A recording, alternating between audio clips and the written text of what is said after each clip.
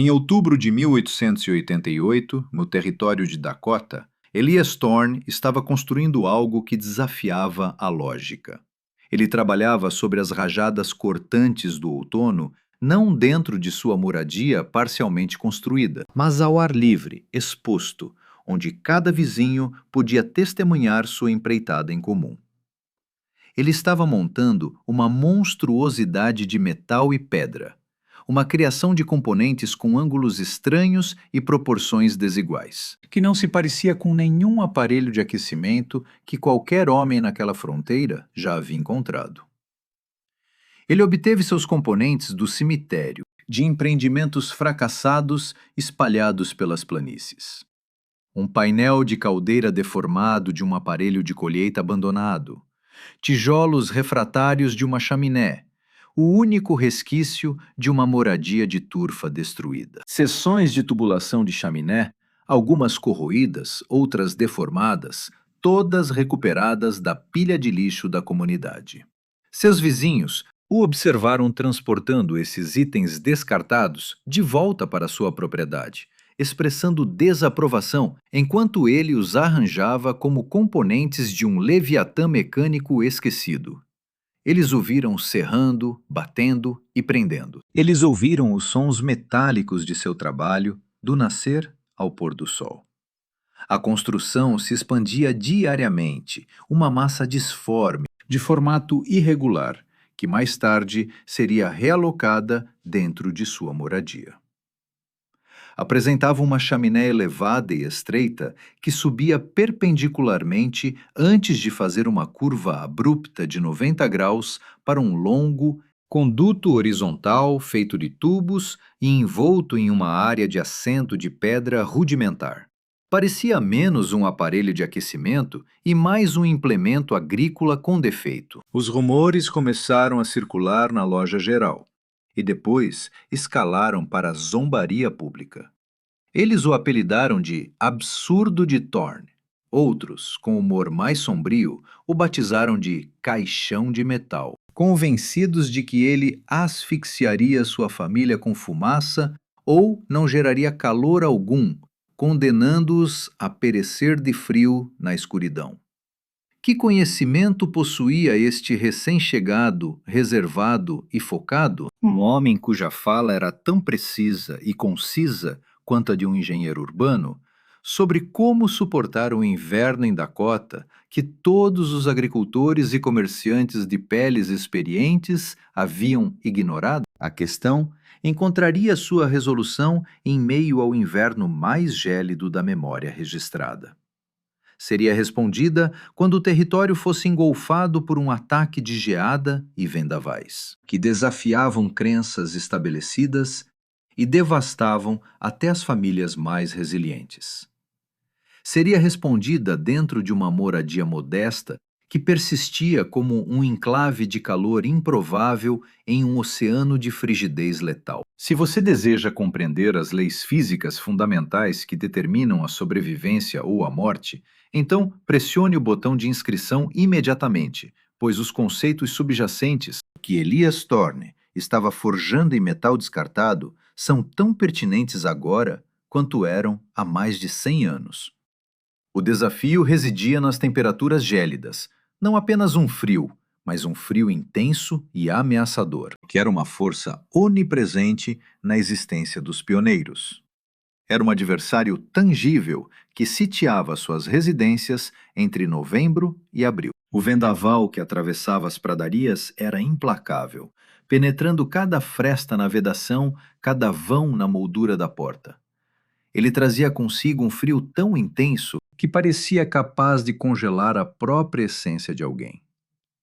A existência no inverno constituía uma luta incessante e exaustiva, travada em duas frentes: repelir a frigidez e reter o calor. A moradia típica daquele período era uma estrutura sem adornos, paredes de madeira, uma base de terra compactada e uma única unidade de aquecimento de ferro fundido, geralmente um barriga de panela ou um aquecedor compacto tipo caixa. Adquiridos de um catálogo oriental, esses fogões formavam o cerne da casa, servindo como a única fonte de calor para cozinhar, aquecer e derreter neve em água. No entanto, eram terrivelmente ineficientes.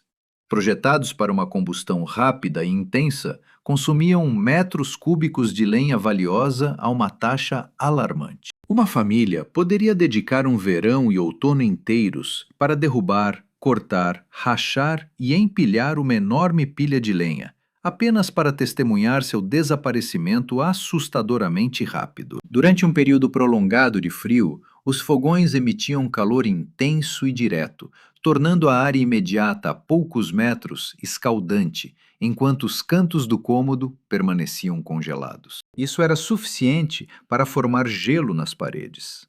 O principal defeito residia no sistema de exaustão. A fumaça e os gases que saíam do cano do fogão eram extraordinariamente quentes, muitas vezes brilhando em vermelho onde o cano emergia do telhado. Isso representava puro desperdício. Era energia térmica, paga com incontáveis horas de trabalho árduo, sendo expelida diretamente para a atmosfera rigorosa do inverno. Cada pluma de fumaça significava uma parte do trabalho de verão de um homem, um fragmento da segurança de sua família, irrevogavelmente perdido. Tal ineficiência levava a severas repercussões. Os colonos relatavam acordar e descobrir uma camada de geada cobrindo seus cobertores, a meros centímetros de seus rostos. A tinta solidificava em seus recipientes. Isso tornava a escrita de cartas inviável. Barris de água dentro das cabanas precisavam ser abertos com um machado todas as manhãs, e a respiração cristalizava na atmosfera. Mesmo dentro de casa, as conversas se transformavam em minúsculas nuvens de estilhaços de gelo. Era uma existência passada vestindo múltiplas camadas de lã e couro. Um estado perpétuo de tremores, interrompido apenas por breves períodos de calor, enquanto se reuniam em torno do fogão voraz e incandescente. Elias Thorne observou essa dificuldade durante seu inverno inicial, misericordiosamente temperado na região. Ele não era fazendeiro nem caçador por profissão. Em vez disso, era um indivíduo forjado por um reino distinto de física e pressão. Por 10 anos, Thorne trabalhou como segundo engenheiro a bordo de um cargueiro a vapor dos Grandes Lagos. Seu ambiente consistia em caldeiras, condutos de vapor e a disciplina exata da termodinâmica. Ele compreendia que o calor não era místico, era energia. E a energia podia ser controlada, guiada e preservada. No navio a vapor, desperdiçar calor significava desperdiçar combustível. Desperdiçar combustível equivalia a desperdiçar dinheiro e autonomia operacional. Cada elemento, desde o design da fornalha até o isolamento dos tubos de vapor, era meticulosamente projetado para maximizar o potencial de saída de cada pedaço de carvão. Ele havia dominado a interpretação da cor da fumaça para compreender a correlação entre o fluxo de ar, a temperatura de combustão e a transmissão de energia. Ele percebia os fogões dos colonos não como fontes de calor, mas como desperdiçadores de combustível habilmente projetados. Ele via os canos incandescentes dos fogões como uma falha de design desastrosa. Ele considerava o abastecimento contínuo da fornalha como uma indicação de um sistema operando de forma errática e incontrolável. Seu intelecto, treinado para conceituar em termos de joules, diferenciais de pressão e trocadores de calor, percebia a questão de forma diferente de seus vizinhos.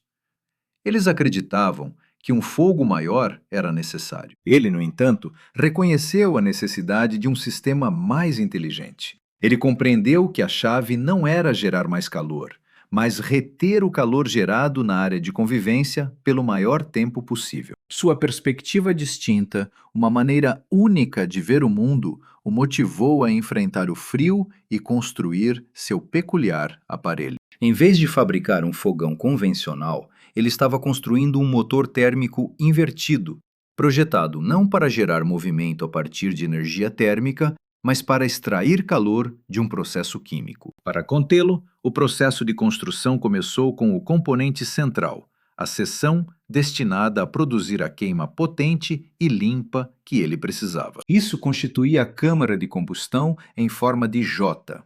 Ele utilizou tijolos refratários reaproveitados para erguer um duto vertical de aproximadamente 1,2 metros de altura. Este duto funcionaria como reservatório de combustível. Em sua base, ele fazia uma curva acentuada em U para um breve conduto horizontal, subindo novamente para um pilar mais largo e isolado que ele chamou de elevador de calor. Fabricado a partir da seção mais substancial da chapa de caldeira antiga, meticulosamente cortada e rebitada em forma cilíndrica, ele preencheu o vazio entre este elevador metálico e uma carcaça metálica externa. Ele usou uma mistura de areia e cinzas de madeira, criando assim uma camada isolante cerâmica rudimentar, porém eficiente. O conceito subjacente era simples, mas inovador para aquela época e local. Uma chama modesta e intensa seria acesa na base do J, dado que o reservatório de combustível permanecia aberto em seu ápice e o elevador de calor possuía altura considerável, uma robusta corrente de convecção seria gerada. Isso resultaria em um fenômeno de termosifão. O ar seria puxado para baixo através do reservatório de combustível, atravessaria a madeira em brasa e então subiria rapidamente através do elevador de calor isolado. Uma tiragem tão potente aqueceria intensamente os gases em combustão, facilitando um processo de queima muito mais completo do que qualquer fogão convencional poderia realizar. As temperaturas dentro do elevador de calor ultrapassariam 815 graus Celsius, um calor suficiente para incinerar a própria fumaça. Silas Croft, o ferreiro da comunidade e seu construtor mais estimado, chegou uma tarde para examinar o projeto. Croft era um indivíduo cujo julgamento tinha imensa autoridade. Ele havia erguido metade das moradias no vale e forjado os arados que lavravam o solo da pradaria. Consequentemente, seus pronunciamentos sobre assuntos de construção eram considerados definitivos. Ele não era mal intencionado, mas sim um indivíduo pragmático, cujas opiniões estavam firmemente enraizadas em muitos anos de experiência arduamente conquistada. Ele observou Thorne prender meticulosamente um segmento de chaminé ao ápice do elevador de calor. Thorne, ele proferiu, sua voz ressoando com profundidade e convicção. Essa engenhoca que você está construindo vai inevitavelmente se sufocar. Elias Thorne parou, usando as costas de uma mão suja para limpar o suor da testa. Deveria ter uma tiragem bem adequada, Sr. Croft.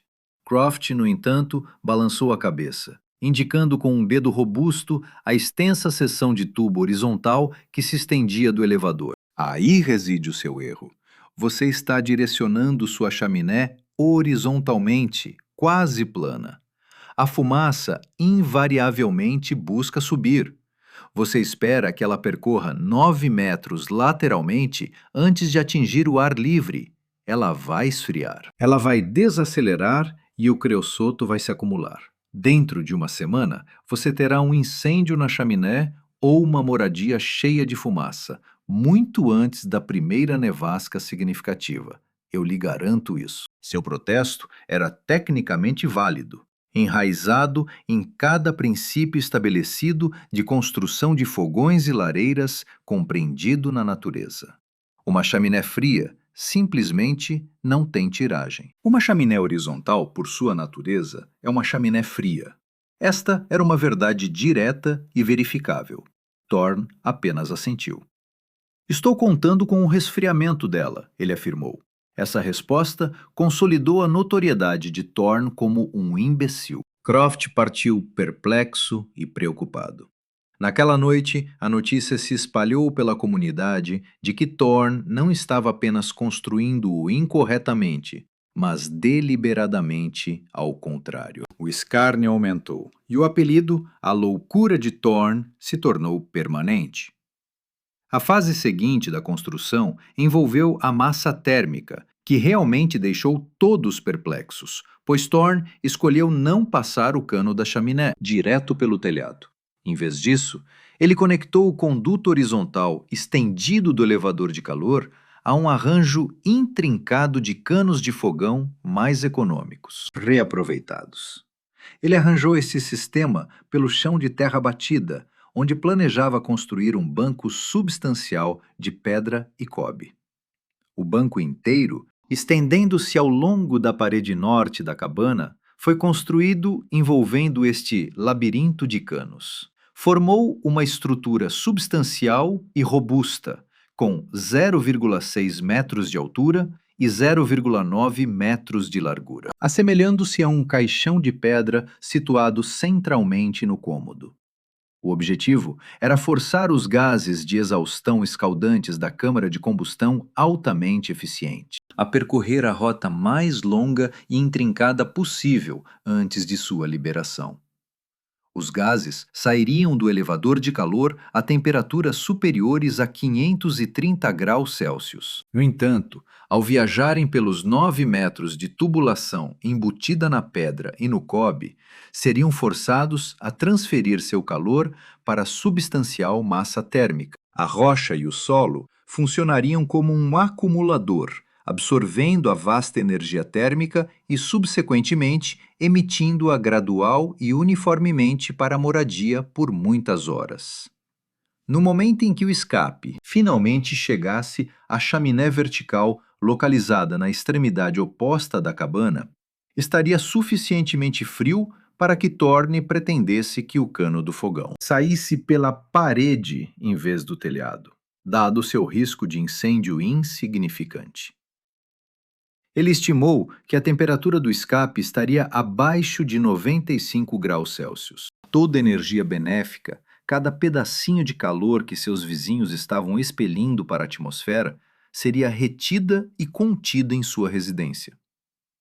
A população apenas via um homem ocupando sua modesta moradia com uma enorme e feia unidade de assento de pedra ligada a um colossal aparelho metálico.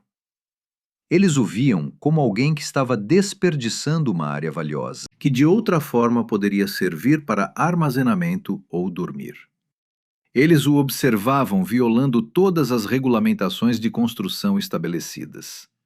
Eles viam um indivíduo cuja arrogância e conceitos peculiares colocariam em perigo sua jovem esposa, Ana, e seus 2 filhos pequenos.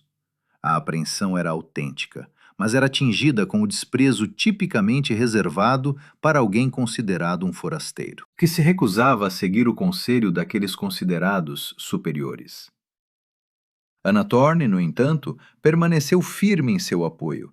Ela havia testemunhado seu marido a bordo de navios a vapor. Ela o havia observado, identificando e reparando máquinas intrincadas que deixavam outras pessoas perplexas. Embora ela não compreendesse os fundamentos da termodinâmica, ela compreendia a calma segurança de seu marido e sua ética de trabalho meticulosa. Enquanto os vizinhos fofocavam, ela o abastecia com água e o ajudava a misturar a argila e a areia para o banco de cobre. Sua crença inabalável serviu como sua defesa contra o desprezo da comunidade. No final de novembro, o aparelho estava pronto. Era um item rústico e funcional. O combustível era introduzido na seção superior do eixo vertical, que Thorne chamava de tubo de alimentação.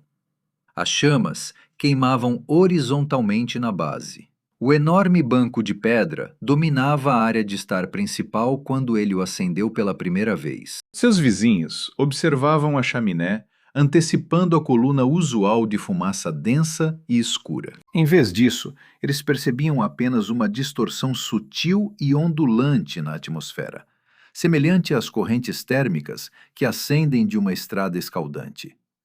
Praticamente nenhuma fumaça era discernível, o que atestava a eficiência da combustão em alta temperatura. No entanto, para aqueles que observavam, isso simplesmente servia como mais uma prova de que a loucura de Thorne estava com defeito. Uma conflagração sem fumaça era, na opinião deles, nenhuma conflagração. O aparelho funcionava como uma entidade totalmente integrada, servindo como o órgão respiratório da moradia.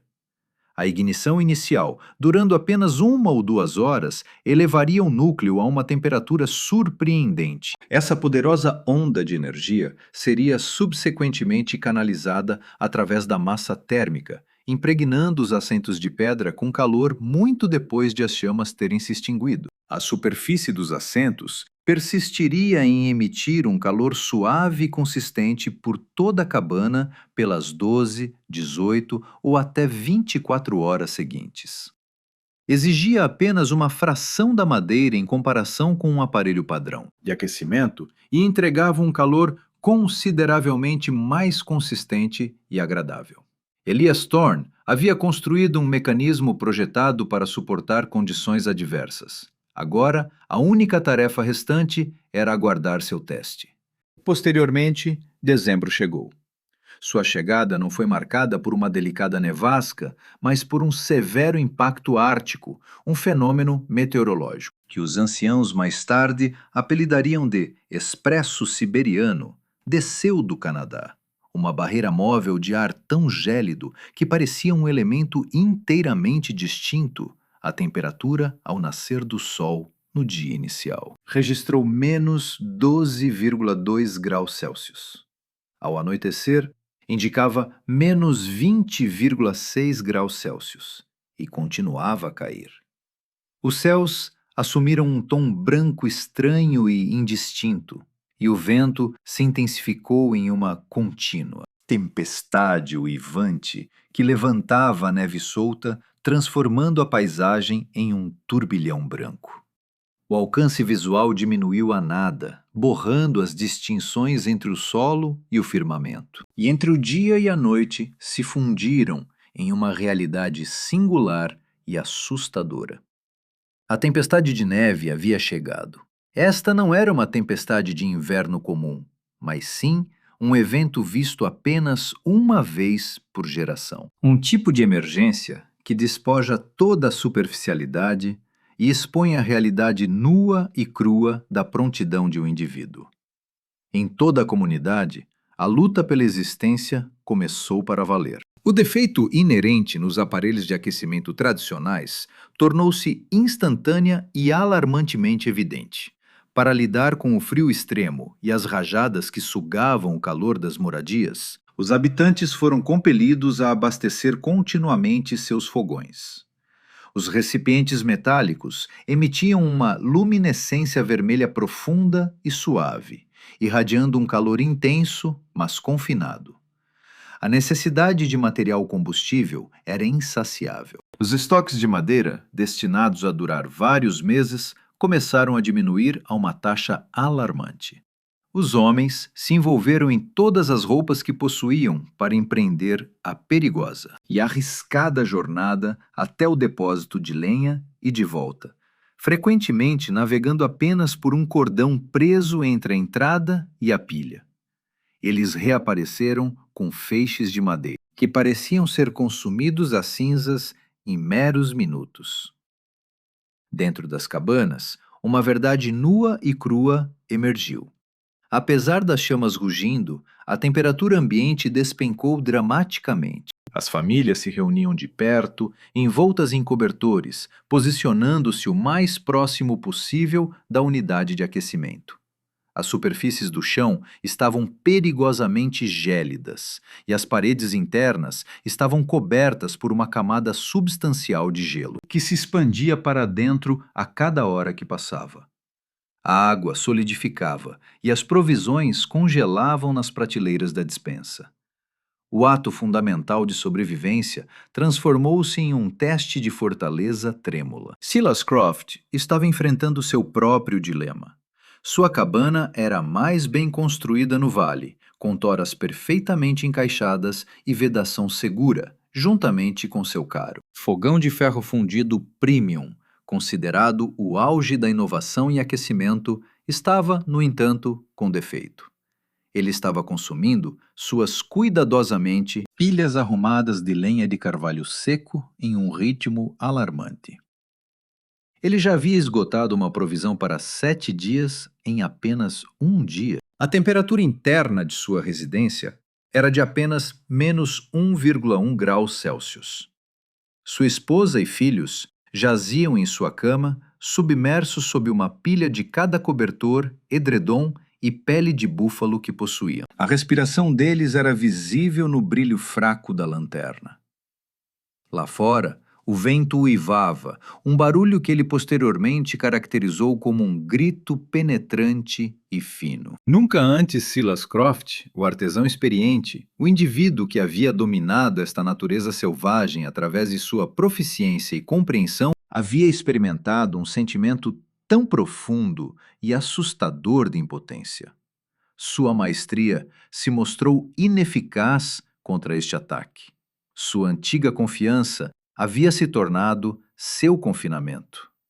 No segundo dia da tempestade de neve, uma ideia começou a perturbá-lo. Essa ideia surgiu de um profundo sentimento de responsabilidade tingido com uma pitada de culpa. O pensamento dizia respeito a Elias Thorne. Croft imaginou a família dentro de sua moradia frágil e inacabada, equipada com aquele absurdo dispositivo de eliminação de fumaça. Ele antecipou o pior resultado: uma moradia cheia de fumaça de uma chaminé com refluxo, ou ainda pior, um túmulo silencioso e gelado, onde o aparelho mal concebido havia falhado completamente. Ele, a figura principal da comunidade, havia apenas observado e permitido que a arrogância equivocada de um homem causasse a morte de sua família? Essa contemplação se tornou um fardo intolerável. Ele precisava verificar a situação. Ele tinha que investigar. Ele tinha que estar pronto para salvá-los, para escoltá-los de volta à sua própria residência gélida, mas intacta. Permaneça comigo até o final, pois o instante em que a entrada da cabana se abre oferece uma visão de como um princípio claramente compreendido pode invalidar décadas de conhecimento convencional. Você deve ouvir as palavras de Silas Croft assim que ele finalmente percebeu a realidade. Ele vestiu seu casaco mais grosso, envolvendo o rosto em lã, até que apenas seus olhos permanecessem expostos. Então, se aventurou na tempestade. A caminhada era de apenas 274 metros, mas parecia uma passagem por um inferno gelado. O vendaval o atacou, tentando arrancar o ar de seu sistema respiratório. Em certas áreas, a neve chegava à sua cintura, um pó denso e abrasivo que resistia a cada movimento seu. Ele encontrou seu caminho usando a memória e a intuição, seus arredores transformados em um turbilhão branco. Levou quase 20 minutos para ele percorrer uma distância que uma pessoa normalmente cobriria em 2. Ele finalmente colidiu com as toras grosseiramente cortadas da moradia de Thorne. Nenhuma iluminação emanava das janelas, que estavam incrustadas de neve. Ele não observou fumaça subindo da chaminé que se projetava da parede lateral. Um terrível sentimento de pavor o dominou. Ele havia chegado tarde demais. Ele levantou uma mão pesadamente enluvada e bateu na porta, seus impactos abafados e sem eco em meio ao clamor do vento. Ele fez uma pausa. Não houve resposta. Ele bateu na porta mais uma vez com mais força, chamando o nome de Thorne em voz alta. Então percebeu o levantamento interno da tranca. A porta abriu para dentro. Nenhuma rajada de ar gélido o saudou, mas sim uma barreira tangível de calor, uma onda espessa e envolvente de calor árido. Um calor agradável envolveu seu corpo gelado. Era completamente imprevisto e inconcebível, fazendo-o permanecer momentaneamente imóvel, totalmente perplexo. O ar que emanava da moradia excedia a temperatura de sua própria residência antes do início da tempestade. Elias Thorne, segurando uma lanterna, ocupava a entrada, vestindo apenas de camisa. Seu semblante, iluminado pelo brilho suave, mostrava apenas um leve espanto. Ele calmamente se dirigiu a ele. Sr. Croft, o senhor não deveria estar exposto a essas condições? Croft não conseguiu falar. Ele tropeçou, passando por Thorne, entrando no cômodo, trazendo consigo um turbilhão de neve e ar gelado. Sua visão lutava contra o brilho repentino e o calor. Então, o quadro se desenrolou diante de seu olhar. Apresentava uma imagem de serenidade doméstica impecável e improvável. Os dois filhos pequenos de Thorne, Samuel e Lily, brincavam no chão. Estavam descalços sobre uma superfície de terra batida em meio a uma nevasca monumental. Pareciam descalços e à vontade. Sua esposa, Ana, sentava-se a uma mesa modesta, cantarolando suavemente uma melodia enquanto realizava suas tarefas. Vapor subia de um pão recém-assado, posicionado em uma grade de resfriamento próximo. As paredes não mostravam vestígios de geada, nem havia gelo na janela de painel único. A atmosfera parecia fresca e pura, desprovida de qualquer resíduo de fumaça. Apresentava um quadro da existência cotidiana que, dadas as condições predominantes, representava a visão mais notável que Silas Croft já havia presenciado. Ele arrancou o cachecol de lã de seu rosto. Sua barba incrustada de gelo, seu olhar percorria o cômodo, esforçando-se para alinhar suas observações com seu entendimento estabelecido. Ele observou o colossal banco de pedra que se estendia ao longo da parede norte. Ele emitia um calor sutil e generalizado, semelhante a uma pedra aquecida pelo sol durante o verão. Ele percebeu seu calor mesmo através de seu calçado robusto. Ele se aproximou, seus movimentos dificultados pelo frio e sua incredulidade. Ele pousou uma mão descoberta na superfície da pedra. Não era escaldante ao toque, nem abrasador como um fogão. Possuía um calor profundo e agradável. Em seguida, ele pressionou a mão contra a parede norte da moradia, a parede diretamente exposta à força total da tempestade. Ele esperava que estivesse gélida, mas estava quente. A totalidade do banco de pedra funcionava como um enorme emissor de calor, impartindo calor à própria estrutura da moradia. Seu conhecimento especializado, o mesmo entendimento que o levara a ridicularizar Thorne, agora permitia sua compreensão da imensa escala de sua observação. Ele iniciou sua investigação, seu intelecto operando com intenso vigor. Ele examinou a entrada de combustível do fogão. Nenhuma chama rugindo estava presente. Apenas uma cama compacta e ordenada de brasas incandescentes era discernível lá dentro. Constituía uma chama não maior do que a que uma pessoa acenderia para uma noite fresca. Noite de outono. Croft, com a voz rouca, perguntou sobre a madeira. Quanta madeira você consumiu? Thorne indicou um modesto recipiente de madeira situado ao lado do aparelho de aquecimento. Estava talvez um quarto cheio. Eu o operei por aproximadamente 2 horas ontem de manhã e por 2 horas esta manhã, o que deve ser suficiente para nós até o dia seguinte. Croft fez o cálculo mental. Foi uma constatação esmagadora. Thorne havia consumido menos lenha em 2 dias desta tempestade sem igual do que Croft havia queimado nas últimas 3 horas. Os números eram tão vastamente diferentes, tão completamente invertidos do que deveria ser possível, que o atingiram como um impacto físico. Ele observou a pilha de lenha escassa, depois a família aconchegante e aquecida, e a base de sua sabedoria acumulada se desintegrou. Ele notou um termômetro suspenso de uma viga do telhado, não exposto ao calor direto do banco. Ele se aproximou e ergueu sua lamparina em direção a ele. O nível de mercúrio estava estável e distinto. Indicava 20 graus Celsius. 20 graus. Ele sabia com uma convicção perturbadora que a temperatura em sua própria cabana, com seu fogão melhor operando na potência máxima, mal conseguia se manter acima de 0 graus Celsius. A disparidade térmica entre o interior desta cabana e a nevasca furiosa lá fora era de aproximadamente 55 graus Celsius. Os números eram indiscutíveis. A prova era inatacável. Tudo estava presente. As crianças descalças, a chama fraca, a pilha de lenha modesta. A leitura surpreendente no termômetro. A suposta tolice de Thorne não era nada disso. Era um triunfo do design termodinâmico. Silas Croft se virou para encarar Elias Thorne. A arrogância havia desaparecido, substituída por uma reverência profunda e humilhante. Ele não via um imbecil, mas uma mente brilhante que havia considerado o mesmo desafio que todos os outros e descoberto uma resposta inteiramente distinta e vastamente superior.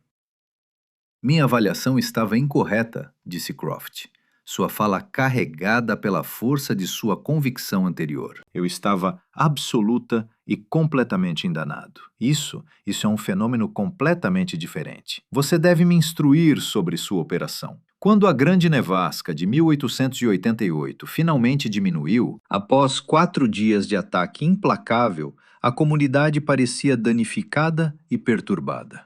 Os relatos que surgiram falavam de sofrimento e privação. Animais de fazenda haviam morrido de frio em seus abrigos. Famílias haviam esgotado suas reservas completas de combustível de inverno e, em algumas circunstâncias terríveis, haviam recorrido a incinerar postes de cerca e itens domésticos para sobreviver. O assentamento carregava marcas profundas. Sua fé em sua própria fortaleza profundamente abalada.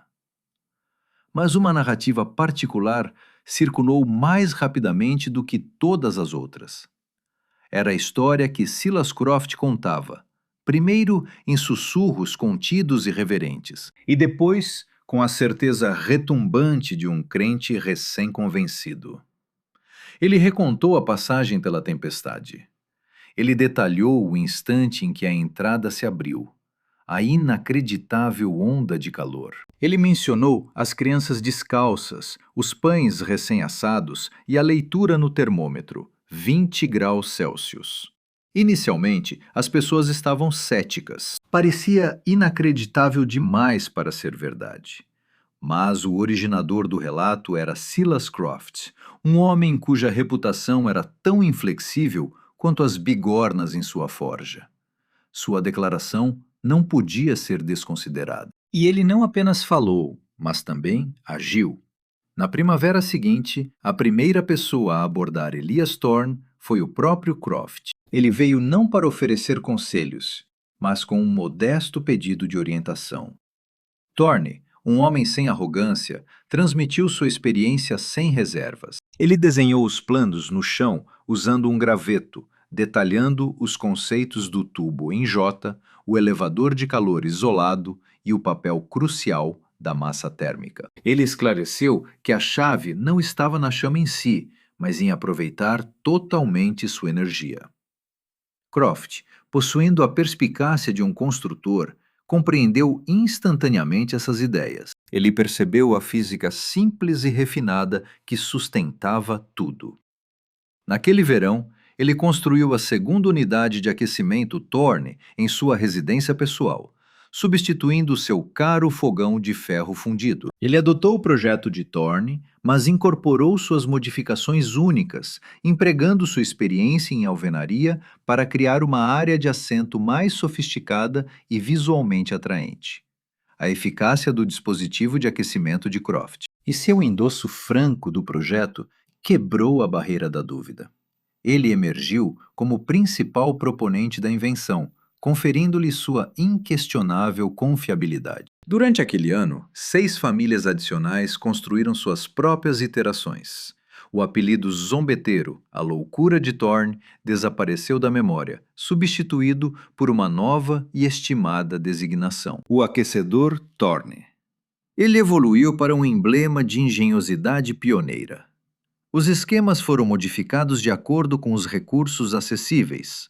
Alguns utilizaram tijolos, enquanto outros empregaram seixos de rio e terra. No entanto, os princípios fundamentais permaneceram constantes.